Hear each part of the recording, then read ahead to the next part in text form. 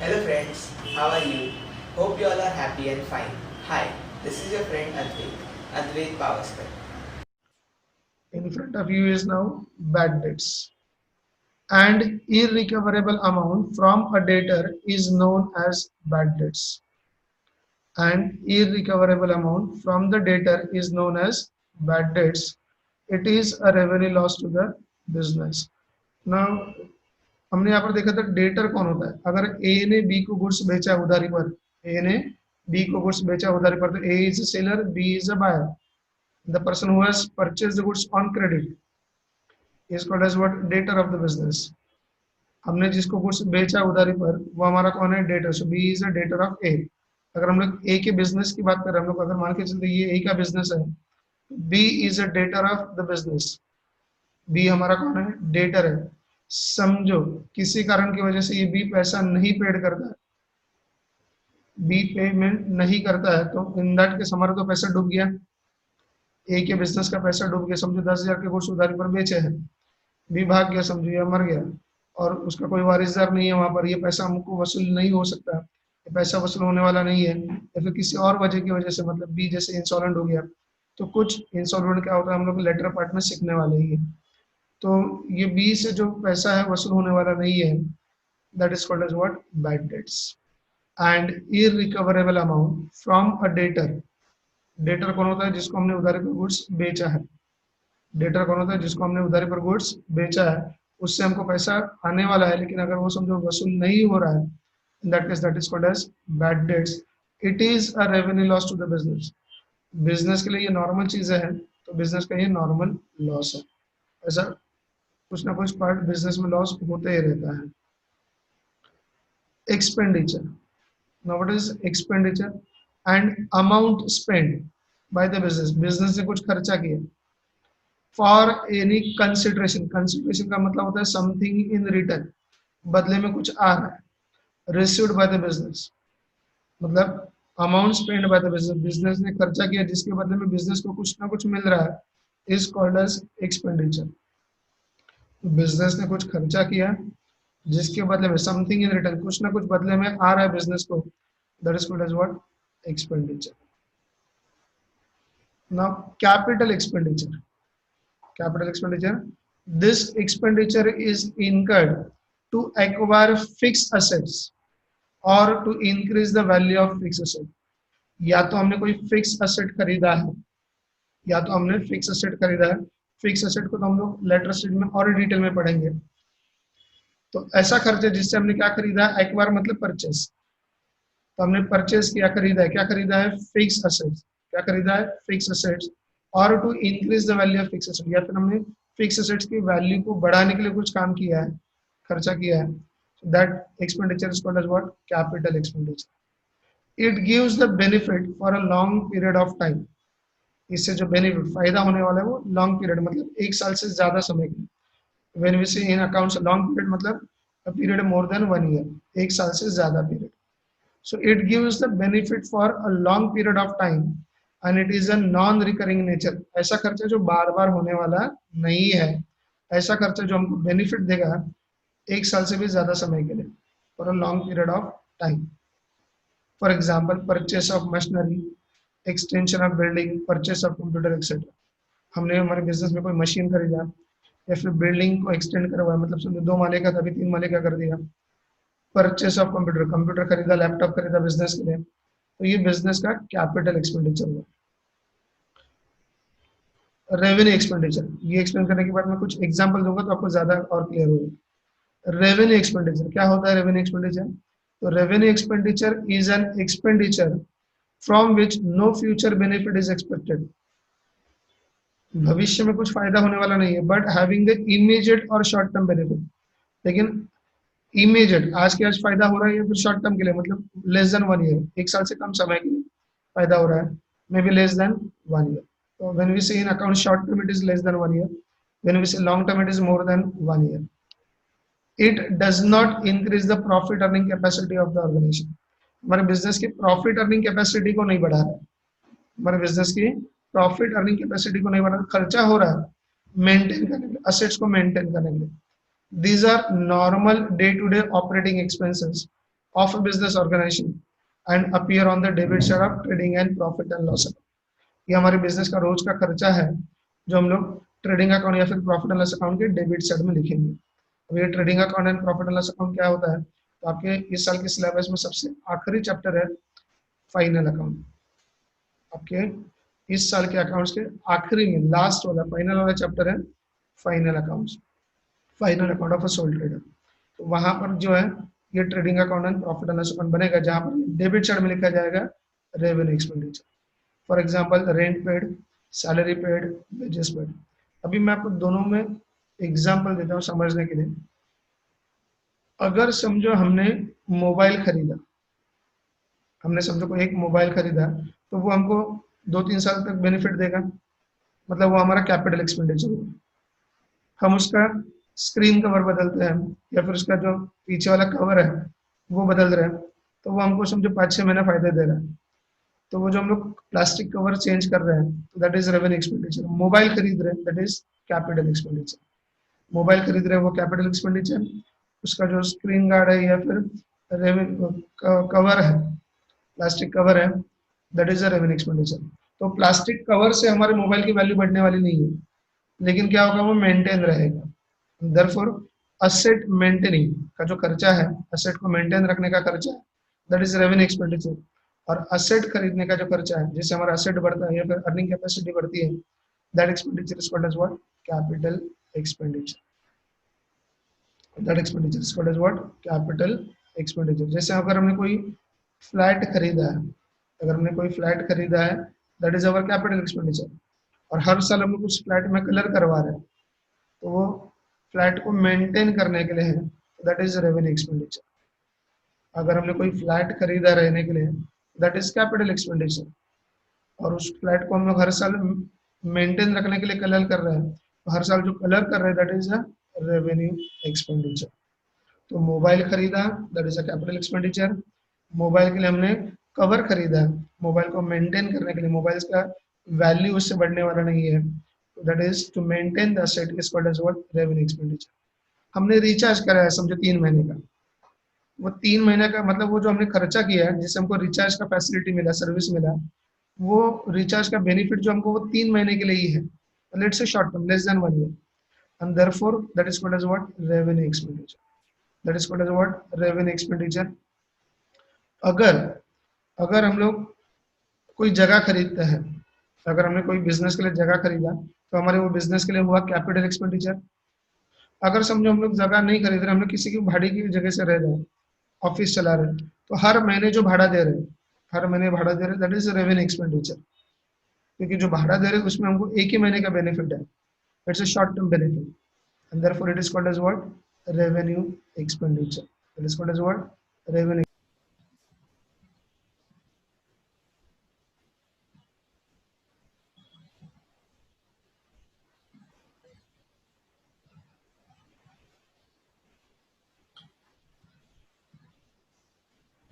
तो हमारे बिजनेस ने एक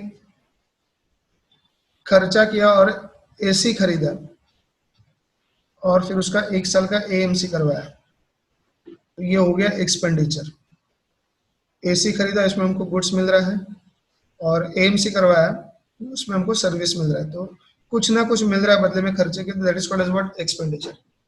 उसमें से जो एयर कंडीशन खरीदा ये खर्चा है, ये नॉन रिकरिंग है, मतलब बार बार होने वाला नहीं है, ये खर्चा बार बार होने वाला नहीं है। और जो एयर कंडीशन है वो हम लोग अगले 4-5 साल तक यूज करेंगे, मतलब it is the benefit will be for a long period of time, और हमारा एक फिक्स असेट बन रहा है, and therefore this purchase of air condition is called as what, capital expenditure.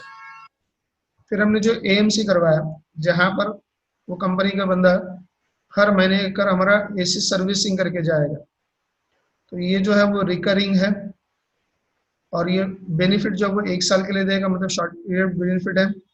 Asset को मेंटेन करने के लिए खर्चा हो रहा है, and therefore it is called as what, revenue expenditure.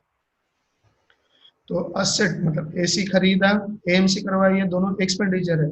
उसमें से एयर कंडीशन खरीदा, ये कैपिटल एक्सपेंडिचर है, और एएमसी का कॉन्ट्रैक्ट किया, ये हमारा रेवेन्यू एक्सपेंडिचर है। आगे बढ़ते हैं, deferred revenue expenditure. Deferred revenue expenditure, and expenditure which is basically revenue in nature, ऐसा खर्चा जो बेसिकली रेवेन्यू है, असेट को मेंटेन करने के लिए किया जाता है, नॉर्मल बिजनेस कंडीशन में किया जाता है, but benefit of which is not exhausted with in 1 year, लेकिन उसका जो बेनिफिट है वो 1 साल में खत्म होने वाला नहीं है तो वो रेवेन्यू एक्सपेंडिचर ही, लेकिन उसका बेनिफिट 1 साल में खत्म होने वाला नहीं है, and therefore it is called as what, deferred, deferred revenue expenditure, deferred for the further period, future period, हमने उस खर्चे को कुछ आगे वाले साल तक एक्सटेंड किया। Such expenditure is written off over a number of years, तो अगर वो हम लोग एस्टिमेट करें कि वो अगला 3 साल के लिए खर्चा हुआ है तो हम लोग 3 साल तक उसको क्या करेंगे, कैरी फॉरवर्ड करेंगे, हर साल उसको वन थर्ड राइट ऑफ करेंगे। अगर हम लोग मानते हैं कि ये खर्चा हमको 4 साल होने वाला है, 4 साल बेनिफिट देने वाला है, तो एवरी ईयर हम लोग 25% उसका राइट ऑफ करेंगे, बाकी बचा हुआ कैरी फॉरवर्ड करेंगे। तो such expenditure is written off, write off करेंगे over a number of years, such written off amount is shown on the debit side of profit and loss account, जो खर्चा हम लोग राइट ऑफ करते जाएंगे, cancel करते जाएंगे, वो प्रॉफिट एंड लॉस अकाउंट में लिखेंगे। एंड अनरिटर्न अमाउंट जो हम लोग कैरी फॉरवर्ड करने वाले हैं, जो राइट ऑफ नहीं हुआ है, it is shown on the asset side of balance sheet, उसको बैलेंस शीट के असेट साइड में लिखा है। For example, heavy expenditure on advertising, heavy legal expenses. अभी देखो नॉर्मली एडवर्टाइजिंग ये बिजनेसमैन हमेशा करते रहता है, it's a normal activity, regular activity, recurring activity, जिसका बेनिफिट हमको शॉर्ट पीरियड के लिए मिलता है। लेकिन समझो हमको कोई प्रोडक्ट लॉन्च करना है, हमको कोई प्रोडक्ट लॉन्च करना है और उसके लिए हमने काफी ज्यादा एडवर्टाइज की है। अगर हमको कोई प्रोडक्ट लॉन्च करना है, नया प्रोडक्ट मार्केट में लाना है, उसके लिए हमने काफी ज्यादा जोरों शोरों से एडवर्टाइज की, काफी खर्चा किया है। तो अभी हम लोग मानते हैं, समझो हमने ये जो खर्चा किया, समझो 3 लाख रुपया खर्चा किया, और वो 3 लाख रुपया खर्चा हम मानते हैं कि हमको अगले वाले 3 साल तक बेनिफिट देगा, तो इसका मतलब है कि हर साल का खर्चा 1 लाख रुपया हुई हुआ, तो every year will write of 1 lakh rupees from 3 lakhs, तो 3 लाख में से 1 लाख रुपया हर साल हम लोग राइट ऑफ करते रहेंगे और बचा हुआ कैरी फॉरवर्ड करेंगे। तो देखो पहले साल क्या पोजीशन होगा, हमने 3 साल का खर्चा किया, ये एक्सपेंडिचर, एडवर्टाइजिंग का खर्चा ये बेसिकली रेवेन्यू होता है, लेकिन कुछ ज्यादा किया, हेवी एक्सपेंडिचर, जिसका बेनिफिट हमको 2-3 साल के लिए मिलने वाला है। देखो इससे कोई असेट नहीं बन रहा है, हमारा कोई असेट नहीं बनने वाला है, हमने एडवर्टाइजिंग का खर्चा करके रखा है, खर्चा के अलावा कोई हमको बदले में असेट नहीं मिला है, राइट, कोई टेंजिबल थिंग्स हमको हासिल नहीं हुई है, and therefore it is basically revenue, ये बेसिकली रेवेन्यू खर्चा है, राइट, लेकिन कुछ ज्यादा ही खर्चा हुआ है जिसका बेनिफिट हमको अगले वाले 2-3 साल तक मिलने वाला है, and therefore it is called as what, revenue expenditure. तो ट्रीटमेंट कैसे होगा, समझो हमने पहले साल में 3 लाख खर्चा किया और हम लोग मानते हैं कि बेनिफिट हमको 3 साल तक होगा, तो पहले साल में उसमें से 1 लाख, वन थर्ड, 3 साल का इसलिए डिवाइड बाई 3 करेंगे, तो हर साल 1 लाख रुपया राइट ऑफ करेंगे, तो पहले साल 1 लाख रुपया प्रॉफिट एंड लॉस अकाउंट में लिखेंगे, और बचा हुआ 2 लाख रुपया हम लोग असेट साइड में लिखेंगे बैलेंस शीट में। पहले साल 1 लाख रुपया प्रॉफिट एंड लॉस अकाउंट में लिखेंगे और बचा हुआ 2 लाख रुपया असेट साइड में लिखेंगे। फिर अगले साल 2 लाख में से क्या होगा, 1 lakh profit and loss account में लिखेंगे और 1 लाख असेट साइड में लिखेंगे, और तीसरे साल में वो 1 ही लाख बचा है, वो 1 लाख प्रॉफिट एंड लॉस में चला जाएगा, असेट, वो जो खर्चा है वो पूरा का पूरा राइट ऑफ हो जाएगा, खर्चा जो वो पूरा का पूरा क्या होगा, राइट ऑफ होगा, खर्चा जो वो पूरा का पूरा क्या होगा, राइट ऑफ होगा। Now this type of expenditure is called as what, deferred revenue expenditure। तो बेसिकली ये रेवेन्यू एक्सपेंडिचर है, ऐसा खर्चा कर रहे हैं जिससे हमको कोई असेट हासिल नहीं हो रहा है, कोई असेट नहीं आ रहा है, ये एक्चुअली रेवेन्यू एक्सपेंडिचर है, लेकिन अमाउंट इतना ज्यादा है कि जो हमको आने वाले 2-3 साल तक बेनिफिट देगा, इसलिए इसलिए हम लोग उसको क्या कर रहे हैं, डेफर्ड कर रहे हैं अगले वाले 2-3 साल तक, राइट, आगे कैरी फॉरवर्ड कर रहे हैं। तो अगर 3 लाख रुपया खर्चा करते हैं 3 लाख 3 साल के लिए, तो पहले साल में 1 लाख ही राइट ऑफ करेंगे जो प्रॉफिट एंड लॉस अकाउंट में होगा, और बचा हुआ 2 लाख जो बचा है, जिसको हमने इस साल राइट ऑफ नहीं किया, उसको कहाँ पर दिखाएंगे, असेट साइड में दिखाएंगे, उसको कहाँ पर दिखाएंगे, असेट साइड में दिखाएंगे।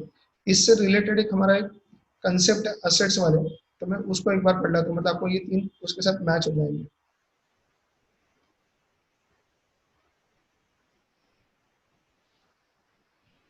assets,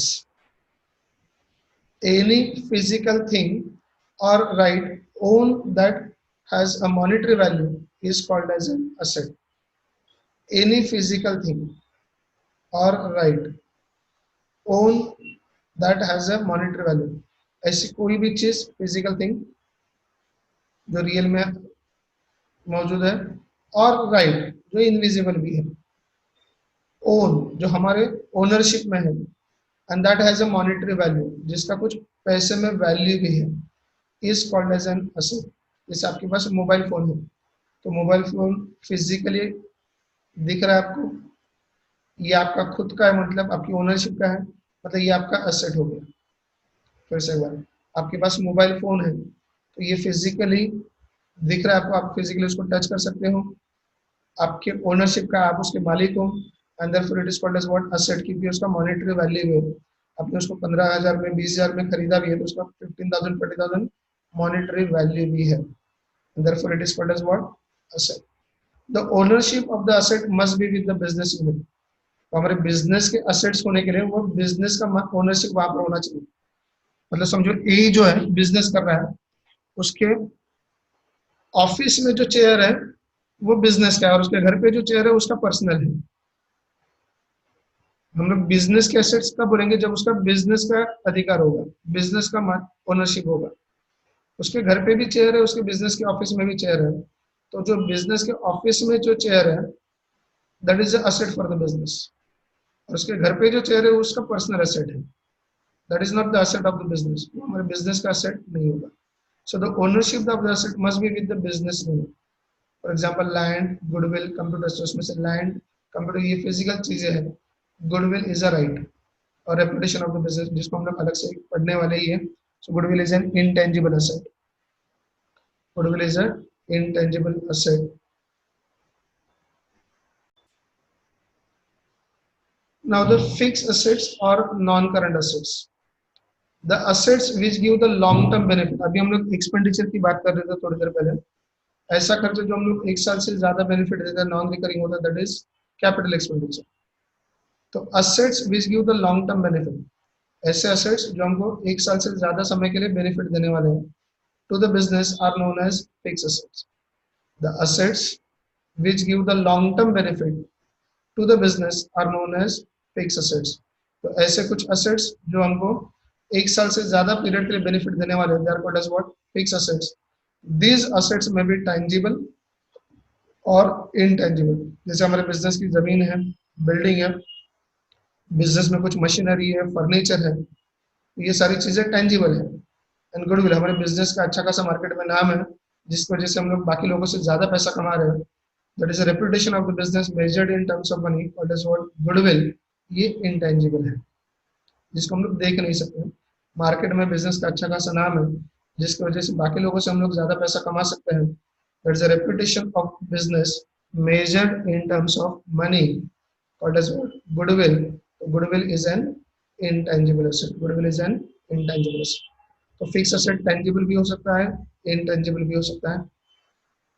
current assets, assets which are held in the business for the operating year, मतलब एक साल के लिए, and can be converted into cash very easily, जिसको हम लोग आसानी से कैश में कन्वर्ट कर सकते हैं, are called as current assets. assets which are held in, पहली बात तो वो assets होना चाहिए. asset का मतलब physical thing और rights, that is own, वो हमारे ओनरशिप में होना चाहिए, and should have the monetary value. ये तीन चीजें होनी चाहिए asset होने के लिए. एक तो फिजिकल होना चाहिए या फिर राइट्स होने चाहिए,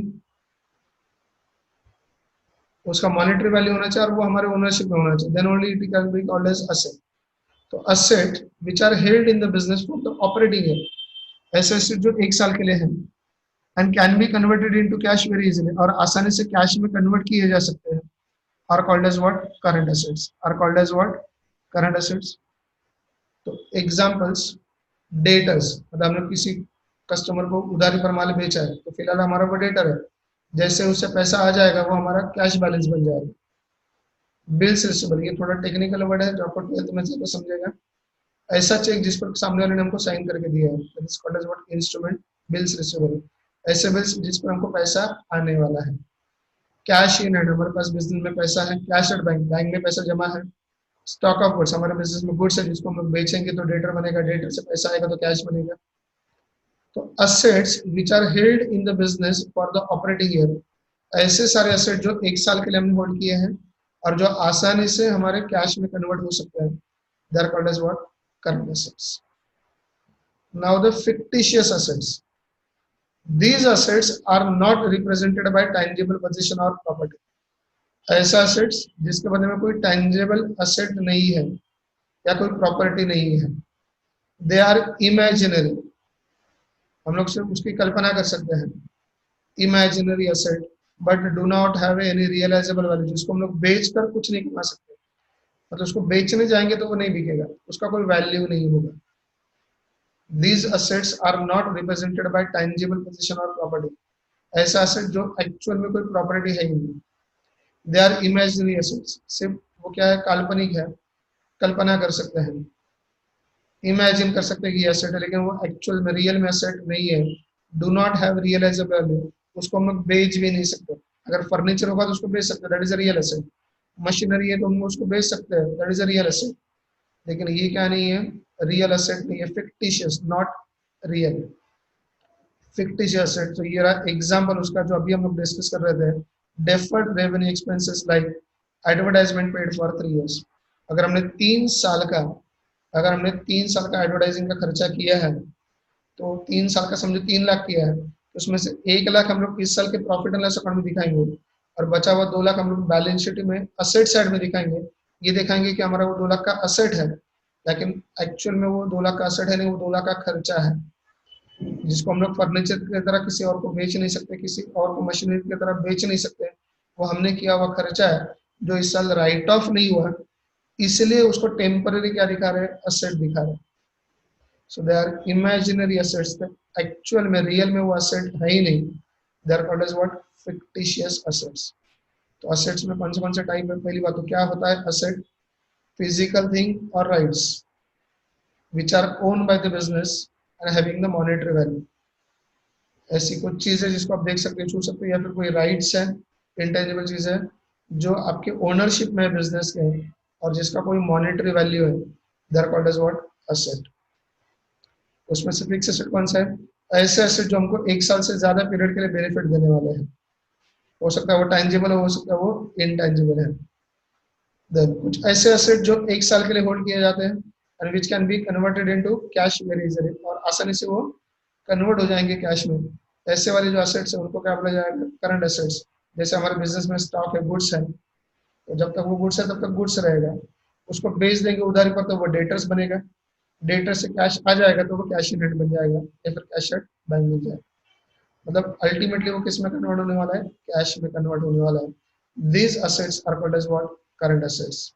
एंड फिक्टिशियस असेट्स, ऐसे एसेट जो एक्चुअल में असेट है ही नहीं, not in real, they are imaginary assets, लेकिन उसको टेम्पररी हमने असेट्स में लिखा है, do not have any realisable value. हमारा जो इस साल का 2 लाख का असेट का बैलेंस है, वो हम किसी और को बेच नहीं सकते, वो तो हमने किया हुआ खर्चा है विच इज अनरियलाइजेबल, हम लोग किसी और से उसको बेचकर पैसा नहीं कमा सकते. तो here we have discuss accounting year. It is a period of 12 months for which accounts are maintained and closed by the proprietor. So period of 12 months, 12 महीने का period, that is called as what, accounting year. तो accounting year के बाद मतलब 12 महीने के बाद accounts close हो जाएगा, सारे अकाउंट्स को हम लोग बैलेंस करेंगे, ये जानेंगे कि प्रॉफिट हुआ है या फिर लॉस हुआ है, और साल के आखिर में हमारे बिजनेस के क्या एसेट्स और क्या लायबिलिटीज है. Earlier the proprietors were following any accounting year. पहले जमाने में प्रोपराइटर मतलब जो ओनर्स है वो अपने हिसाब से अकाउंटिंग ईयर फॉलो करते थे, मतलब कैलेंडर ईयर जैसे जनवरी टू दिसंबर, फाइनेंशियल ईयर जैसे अप्रैल टू मार्च, और एनी अदर ईयर जैसे कुछ मारवाड़ी लोग, गुजराती लोग Diwali to Diwali accounts follow करते हैं, उनका चोपड़ा पूजन होता है ना दिवाली में, तो मतलब वो दिवाली टू दिवाली फॉलो करते हैं एज पर द ट्रेडिशन, अपने ट्रेडिशन के हिसाब से. But now for income tax purpose an accounting year starts on 1st April and ends on 31st March. तो हमारे इंडिया में जो इनकम टैक्स एक्ट लागू है उसके हिसाब से हर एक व्यक्ति को अपना अकाउंटिंग ईयर जो 12 महीने का पीरियड है वो कौन से पीरियड के लिए मेंटेन करना होगा, 1st अप्रैल से लेके 31st मार्च. 1 अप्रैल से लेके 31 मार्च, ये पीरियड के लिए अकाउंट करना है। तो हम लोग जब अकाउंट्स में अकाउंटिंग ईयर बोलते हैं, that accounting year starts from 1 April and ends on 31 March. तो इस एक बार, it is a period of 12 months for which the accounts are maintain. जिस साल के लिए हम लोग अकाउंट मेंटेन कर रहे हैं, वो पीरियड, जो जिस पीरियड के लिए हम लोग अकाउंट्स मेंटेन कर रहे हैं, वो 12 महीने का period, that is called as what, accounting year. जैसे वो अकाउंटिंग ईयर खत्म होता है, बुक्स ऑफ अकाउंट सारे क्लोज किए जाते हैं, उसका बैलेंस निकाला जाता है, ट्रायल बैलेंस बनता है, फिर फाइनल अकाउंट बनता है, ताकि हमको पता चले कितना प्रॉफिट हुआ या फिर लॉस हुआ, और हमारे बिजनेस के क्या एसेट्स और लायबिलिटीज हैं। Earlier the proprietors were following any accounting years. पहले तो सब लोग अपने अपने हिसाब से अकाउंटिंग ईयर फॉलो करते थे। कुछ लोग कैलेंडर ईयर फॉलो करते थे, जनवरी टू दिसंबर। कुछ लोग फाइनेंशियल ईयर फॉलो करते थे, जैसे अप्रैल to March.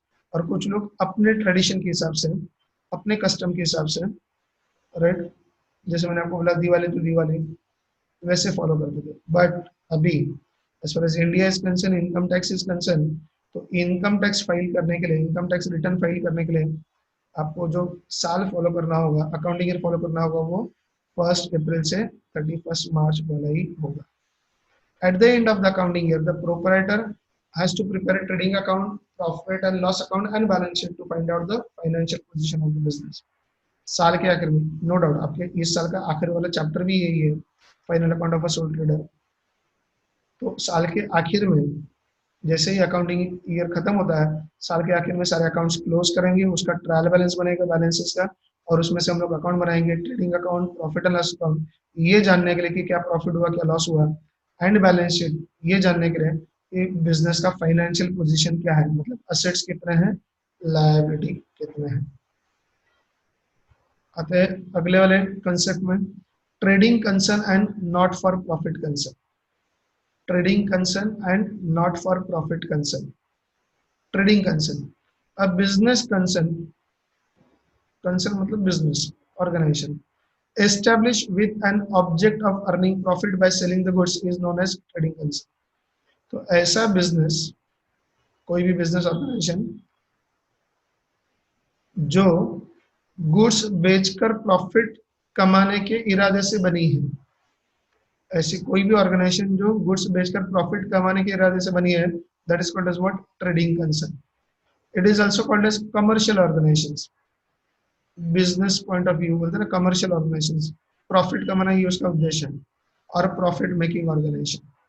So it is called as commercial organisation और called as what, profit making organisation, क्योंकि उनका इरादा, ऑब्जेक्टिव क्या है, to make the profit, not for profit concern. नाम में लिखा है कि प्रॉफिट कमाने के इरादे से नहीं है। It is an organisation not established for making profit but for rendering services to the society. तो कुछ संस्था है, ऑर्गेनाइजेशन इसके लिए बनती है ताकि वो समाज के लिए कुछ काम कर सके, या तो फ्री ऑफ कॉस्ट में या फिर सब्सिडाइज रेट पर। And organisations may be formed for promoting a useful object like art, science, sports, culture, charity, etc। तो समाज सेवा के लिए कुछ संस्थाएं बनती है, कुछ चीज़ों को बढ़ावा देने के लिए, जैसे साइंस को, आर्ट्स को, स्पोर्ट्स को बढ़ावा देने के लिए कुछ ऑर्गेनाइजेशंस बनती है, चैरिटी, दान धर्म के लिए होती है। तो वो सारी organisations are called as what, not for profit concern. Example, schools, हम लोग गवर्नमेंट स्कूल्स की बात कर सकते हैं, हॉस्पिटल, गवर्नमेंट हॉस्पिटल्स की बात कर सकते हैं, स्पोर्ट्स क्लब एक्सेट्रा, तो जिनका मकसद प्रॉफिट कमाना नहीं होता है, जिनका मकसद होता है लोगों की सेवा करना। तो जैसे अगर हम लोग बोलेंगे Lions club of India, rotary club of India, Bill Gates foundation, ये सारी जो संस्था है वो लोगों के भले के लिए बनी है, लोगों को भला करने के लिए बनी है, समाज की सेवा करने के लिए बनी है। They are called as what, not for profit concern. इस साल जो आप फाइनल अकाउंट बनाने वाले हो वो ट्रेडिंग कंसर्न का है। अगले साल 12th स्टैंडर्ड में आप दोनों का फाइनल अकाउंट बनाओगे, मतलब जो होगा final account of partnership firm, तो वो ट्रेडिंग वाला होगा। And final account of not for profit concern, इसका भी आपको फाइनल अकाउंट बनाना है। तो ये दोनों आपको अगले साल मिलेंगे। ये जो ट्रेडिंग कंसर्न है वो आपका इस साल भी होगा, और ये नॉट फॉर प्रॉफिट कंसर्न है, that is in the 12th standard.